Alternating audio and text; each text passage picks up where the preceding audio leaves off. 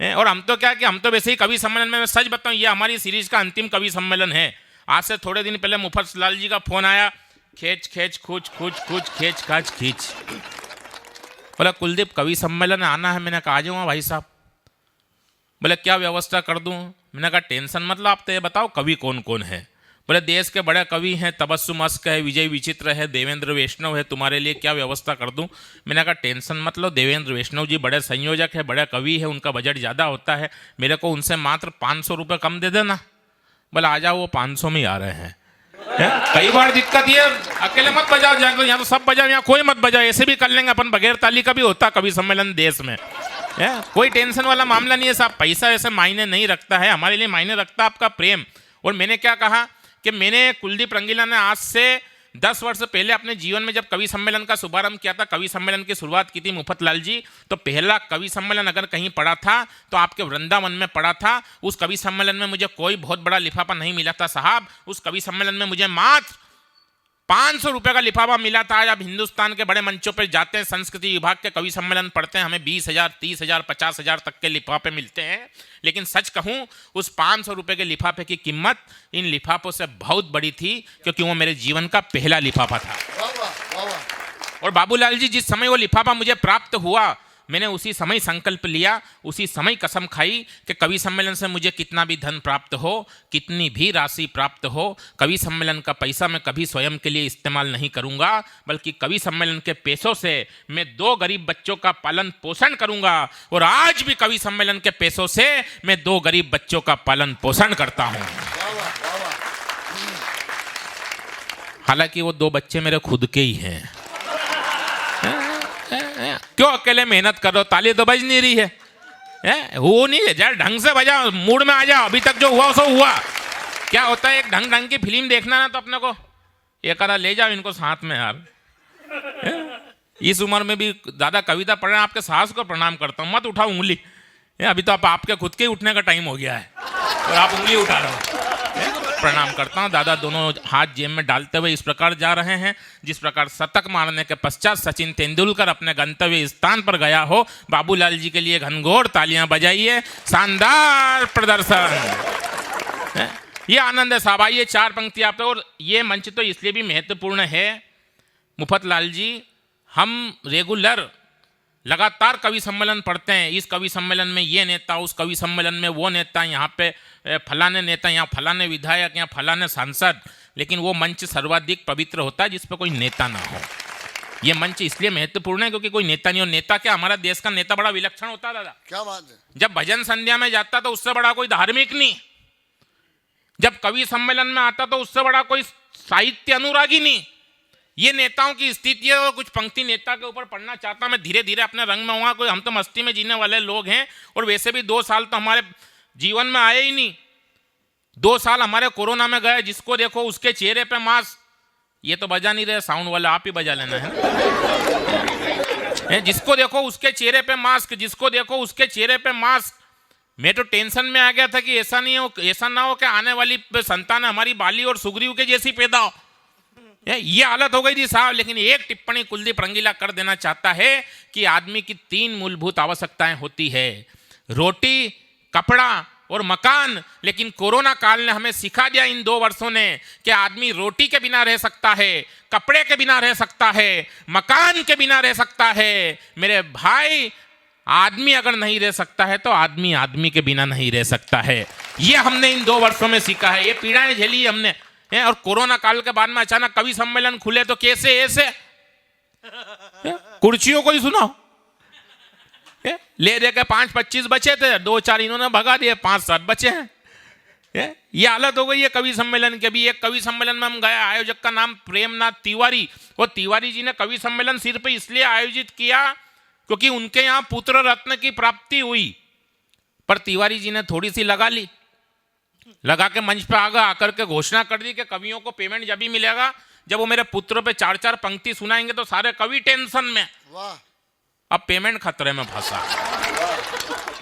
अब पेमेंट चाहिए तो सारे काम छोड़ो। ये वीरस के कवि वीरस की कविता ही भूल गए। यहाँ तो पेमेंट उलझा। कवित्री संगार सुनाती है, गीत गजल भूल गई। तिवारी जी के पुत्र पे कविता पढ़नी, पेमेंट खतरे में फंसा। 8 कवियों के बाद में मेरा नंबर आया। मैंने कहा तिवारी जी, आपका पुत्र डॉक्टर बने या ना बने, इंजीनियर बने या ना बने, परंतु मैं स्टाम्प पेपर पे लिख के दे सकता हूं कि आपका पुत्र क्या बनेगा, और उसको बनने से भगवान भी नहीं रोक सकते। तो भैया वो तिवारी जी टेंशन में आ गए। जो 4 पंक्ति तिवारी जी को सौंपी, बोली खास से आनंद लो। स्वागत के घर पे तिवारी जी के पुत्र ने जन्म लिया, एक मित्र बोला कवि भारी बन जाएगा।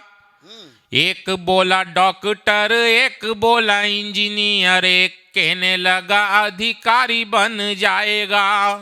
तो मैं बोला न डॉक्टर और ना ही इंजीनियर, ना कवि भारी ना पटवारी बन पाएगा। पापा जी तिवारी इसके, माता जी तिवारी इसकी, बड़ा होके यह भी तिवारी बन जाएगा, बड़ा होके यह भी तिवारी बन जाएगा। वाह वाह। पीली टोपी वाला भैया है ना, तुम मेरे को श्रद्धांजलि तो दे नहीं रहो, मैं भी खड़े होकर कप कपाते हुए पढ़ रहा हूँ। इसी के बीच में बाबूलाल जी दोनों हाथों से हाथों को जोड़ के हमारी तरफ इस प्रकार आ रहे हैं जैसे प्रवचन देने के पश्चात बापू आसाराम अपने गंतव्य स्थान पर आकर के बैठ रहे हो। इनके लिए जोरदार तालियां, शानदार प्रदर्शन। और ये दादा ने पीछे हाथ घुमाया और आकर के अपने स्थान पर बैठे हैं। अब इन्हें बड़ी अथक शांति प्राप्त हुई है। मैं चाहता हूं कि एक बार इनके सम्मान में जोरदार तालियां बजाइए और आइए इस गोत्र का एक छंद और गनीमत से कि आ गए। आगा नहीं तो मेरे एक मित्र ने बहुत अच्छी बात कही है कि इनके दिल में जो अरमान था वो अरमान तो गया, जवानी का जो तूफान था वो तूफान तो गया। आंखों की रोशनी, पेट की आंत और मुंह के दांत, इनका भरोसा नहीं कब निकल जाए इनका आधा सामान तो गया।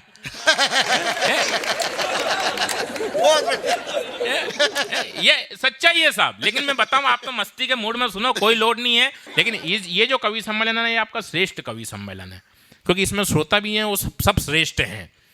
और आपने जिन कवियों को भी बुलाया सब लोकप्रिय कवि हैं। लोकप्रिय कवि वो नहीं होता है साहब जो लोगों को प्रिय है, लोकप्रिय कवि वो होता है जिसको लोकी प्रिय है। इन समस्त कवियों को लोकी प्रिय है। मैं आपके बीच में खड़ा हुआ हूँ, हिंदुस्तान का सबसे बड़ा कवि सम्मेलन। बेटा बजाना मत है ना, फिर तुम निपटना तीनों, है ना। निवेदन कर देना चाहता हूँ।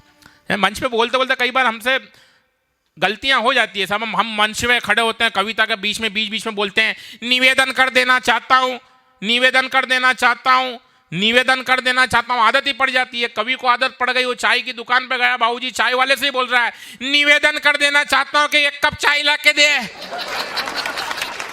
पान की दुकान पे जाए तो वहां निवेदन कर रहा हो। निवेदन कर रहा हूँ कि 1 पान बना दे। नहीं, इतनी देर में ही पत्नी ने फोन लगाया, खींच खींच खूच खूच खूच खींच खाच खींच। कहाँ हो? बोले निवेदन कर रहा हूँ। बोले 10 दिन हो गए घर से गए हुए, जल्दी से आ जाओ नहीं तो यहाँ आवेदन कोई दूसरा कर जाएगा। ताली बजाओ, अपन आगे बढ़े यार। मतलब क्या है? हालत ये हो गई है, मैं निवेदन नहीं करता। आइए साहब, एक बात पूछता हूँ बताओ न नेताजी, आओ न नेताजी, क्या शर्म तुम्हें आती नहीं। और बंद आप तक पहुंचा था। मैंने क्या कहा कि हिंदुस्तान का सबसे बड़ा कवि सम्मेलन दादा होता है लाल किले की प्राचीर पर, जिसका पूरा बजट होता है 65 लाख रुपए। देश का हर छोटे से छोटा कवि और बड़े से बड़ा कवि यह स्वप्न देखता है कि एक बार जाकर उस लाल किले की प्राचीर पर अपनी उपस्थिति दर्ज कराए। लेकिन साहब मथुरा वालों, आपके आशीर्वाद से उस लाल किले के कवि सम्मेलन में आपका अपना बेटा ये कुलदीप रंगीला आपके आशीर्वाद से 1 बार नहीं, 2 बार नहीं, बल्कि पूरे 3-3 बार गया है कविताएं सुनने के लिए। आप क्या समझ रहे हो? पढ़ने के लिए बुलाएंगे? उनके चोकटे ढंग के होते हैं, पढ़ने वाले अलग होते हैं। ज्यादा लोड नहीं लेना अपने को। मैंने क्या कहा, केवल अपन मस्ती में जीने वाले लोग हैं। कुछ लोग कहते हैं कि जिसकी हस्ती जिंदा है, ये भी हो गया होगा पिछले 5 कवि सम्मेलन में। लास्ट में करो तो ये परेशानी कि जिसकी हस्ती जिंदा है उसकी मस्ती जिंदा है। और कुछ लोग इसलिए कुछ सुमड़ों को देख के ऐसा लगता है जैसे जबरदस्ती जिंदा है, लेकिन अब मैं बता रहा हूं वो नहीं हुआ है। कुछ सुमड़ों को देख के लगता है कि जबरदस्ती जिंदा है, और आधे कवि हिंदुस्तान में इसलिए जिंदा है क्योंकि डॉक्टर सुरेश अवस्थी जिंदा है। आपने ताली बजाई, लेकिन सुरेश अवस्थी जी को आप जानते नहीं हो। जो जानते हैं वो बजा नहीं रहे हैं। सबकी अलग अलग है। ये नहीं हुआ था ना, इसलिए अपन अपनी तरफ से जोड़ देते हैं बाबूजी, है ना। के आए थे वोट मांगने कल मेरे द्वार पे, बोले थे आऊंगा मैं तुम्हारी पुकार पे, पाँवों को चूमते कभी हाथों को जोड़ते, वादों की श्रेणियों में नई बात जोड़ते, अब जीत गए मुंह तो दिखाओ न नेताजी, आओ न नेताजी, क्या शर्म तुम्हें आती नहीं। और साहब एक व्यंग और देता हूं कि तुमने किया वोटर के भरोसे का खात्मा, उजले तुम्हारे वस्त्र हैं काली है आत्मा, कल तुम खड़े थे हाथ जोड़ मेरे द्वार पे, अब घूमते हो काली कमाई की कार में, गाड़ी में अपनी हमको घुमाओ न नेताजी, आओ न नेताजी, क्या शर्म तुम्हें आती नहीं। आइए मित्रों, क्योंकि समय हो चुका है, मैं आपसे विदा लेना चाहता हूं और मैं चाहता हूं कि आप पूरे सन्नाटे के साथ मेरे को विदा करें। कोई ताली नहीं बजाएगा। मैं अपने जीवन की सबसे अमूल्य कविता, बाबूजी आप तो बिल्कुल मत बजाइए, अपने जीवन की सबसे अमूल्य कविता आप तक पहुंचाना चाहता हूं। केवल 2 अक्षरों की कविता है और वो कविता है थैंक यू।